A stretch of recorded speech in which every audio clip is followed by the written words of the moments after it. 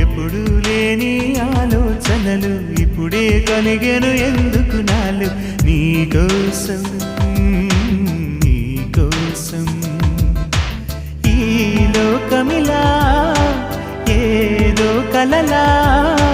నాకంతా కొత్తగా వింతగా కనిపిస్తూ ఉంది నీకోసం